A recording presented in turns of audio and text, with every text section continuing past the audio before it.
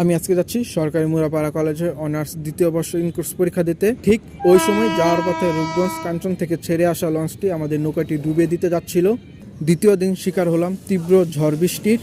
Hey guys, আমি Amit Hasan, back to back new video. আজকে চলে আসলাম সরকারি মুরাপাড়া কলেজে দ্বিতীয় ইনকোর্স পরীক্ষা দিতে। আমার সাথে আছে মাশরুফ হাসান। তো আমরা এখন আছি গাইস অডিটোরিয়াম রুমের সামনে। আমরা এখন চলে যাচ্ছি গাইস আইসিটি ভবন 103 রুমে।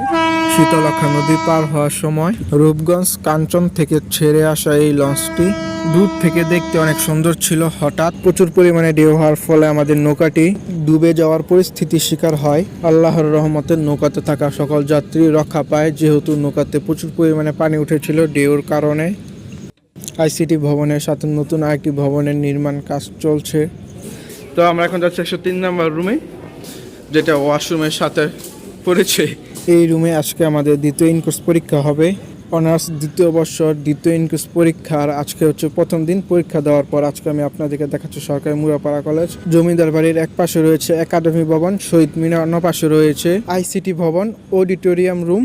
অডিটোরিয়াম রুমের সাথে রয়েছে বিশাল বড় এক খেলার মাঠ, যেখানে সরকারি মুরাপাড়া কলেজে বিভিন্ন রকমের খেলার প্রতিযোগিতা হয়। সেই মাঠে এবং মেইন রাস্তার পাশে রয়েছে রাজার আমলের দুইটি মন্দির, যা এখনও 150 থেকে 200 বছর আগের মতোই রয়েছে।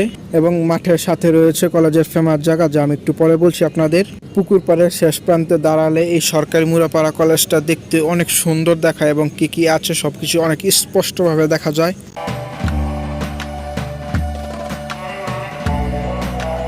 একটা সতর্কমূলক কথা হচ্ছে, প্রতি বছর এই পুকুরে গোসল করলে 1 থেকে 2 লোক মারা যায়, তাই এই পুকুরে গোসল করা থেকে আপনারা বিরত থাকবেন। প্রতিটি কলেজ এবং ভার্সিটির একটি ফেমাস জায়গা থাকে। আমাদের কলেজের ফেমাস জায়গা হচ্ছে আমবাগান, যেখানে আপনি প্রকৃতির মাঝে বসে নিলিবিলি সময় কাটাতে পারেন। মন চলে চটপটি, ফুচকা, ঝালমুড়ি এসবও খেতে পারেন। আজকে হচ্ছে ইনকোর্স পরীক্ষার দ্বিতীয় দিন। আমি অপেক্ষা করছি মাশরুফের জন্য। আলহামদুলিল্লাহ, দ্বিতীয় ইনকোর্স পরীক্ষা সম্পূর্ণ করে আমি চলে আসলাম অডিটোরিয়াম রুমে। ঠিক তখনই দেখি আশেপাশে থাকা লোকজন দৌড়ে আসছে। কোনো কিছু ভাবার আগে আকাশ থেকে দেখছি টপ টপ করে পানি পড়ছে। বুঝা আর বাকি রইল না, বৃষ্টি নেমে পড়লো। তখনই সব মানুষ আশ্রয় নিতে চলে আসলো অডিটোরিয়াম রুমে।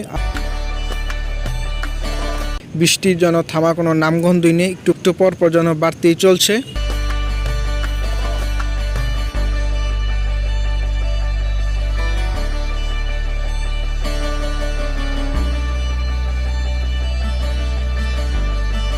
ঠিক ওই সময় কতজন ছাত্র বৃষ্টিতে ভিজছে। তারপর বৃষ্টি একটু কমলে আমি চলে আসি জমিদার বাড়ির দ্বিতীয় তলায়। একটা কথা না বললেই নয়, বৃষ্টি হওয়ার আগে এবং বৃষ্টি হওয়ার পরে প্রকৃতির সৌন্দর্য দেখতে অপূর্ব সুন্দর লাগে, তা আপনারা নিশ্চয়ই দেখতে পাচ্ছেন।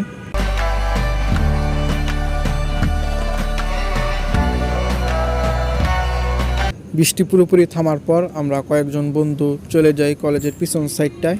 এই জায়গাটায় আসলে জমিদার আমলের কিছু স্মৃতি মনে পড়ে, আগে কি ছিল এখন কি হয়েছে। এবং এই জায়গাটি দেখতে অপরূপ সুন্দর। এই জায়গাটিতে রয়েছে জমিদারের নিজস্ব একটি মন্দির, যা আপনারা দেখতে পাচ্ছেন। আগের চেয়ে এখন আরো সুন্দর দেখাচ্ছে। আপনি যদি স্মৃতি ধরে রাখতে চান, অবশ্যই তার যত্ন নিতে হবে, না হলে